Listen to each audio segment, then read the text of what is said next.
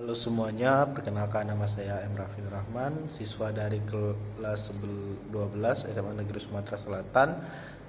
Pada kesempatan kali ini saya akan meresensikan buku yang berjudul Cara Cepat Belajar Membaca Wajah. Nah, buku ini tuh karyanya Naomi Ertikli. Nah, secara keseluruhan, buku ini mempelajari tentang karakteristik dari bentuk muka pada manusia itu sendiri. Tujuan dari buku ini tuh kita bukan untuk menilai seseorang atau menjadi suatu patokan seseorang untuk menghina atau mengejat seseorang, tapi buku ini bertujuan untuk cara kita mengetahui sifat-sifat orang atau memahami seseorang itu tersendiri. Jadi buku ini tuh tidak dipakai untuk kita menghakimi atau menghina suatu individu itu sendiri. Jadi di dalam buku ini mereka itu sangat membawa tentang karakteristik di dalam muka pada manusia itu sendiri.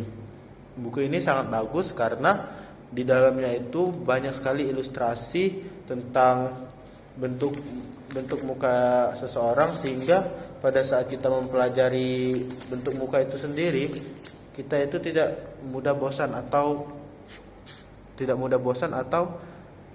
cepat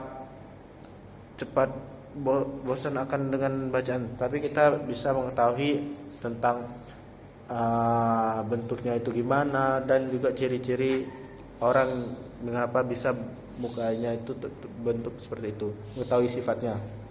Nah, di sini banyak sekali yang saya pelajari, seperti telapak tangan itu sendiri ada maknanya sendiri pada garis-garis ini. Bentuk hidung ada maknanya sendiri, bentuk mulut, bentuk alis juga ada maknanya sendiri, dan bahkan tengkorak manusia itu sendiri ada maknanya sendiri. Jadi dengan kita membaca buku ini, kita bisa membaca suatu bentuk karakteristik dari muka manusia itu sendiri. Kita bisa mengetahui sifat-sifat mereka, kita bisa mengetahui pola pikir seseorang dengan hanya membaca bentuk muka mereka. Nah, buku ini tuh sangat santai dalam pembawaannya, karena teori yang dibawakan oleh buku ini itu tidak terlalu berat bahasanya, sehingga untuk pembaca yang pemula, membaca yang suka bosan dengan bacaannya, atau suka cepat tidak paham, atau suka susah untuk memahami suatu buku ini sangat rekomendasi buat kalian, karena buku ini itu pembawaannya itu sangatlah santai dan juga mudah dipahami, karena ada ilustrasi dari bentuk muka itu sendiri, sehingga kita bisa langsung menganalisis muka seseorang itu dengan hanya menyesuaikan bentuk muka yang ada di buku ini sama bentuk muka asli seseorang tersebut. Dan kekurangan dari buku ini sendiri, mungkin ada beberapa kata, ada beberapa part di dalam buku ini tuh yang memang tidak relevan sama kehidupan sehari-hari.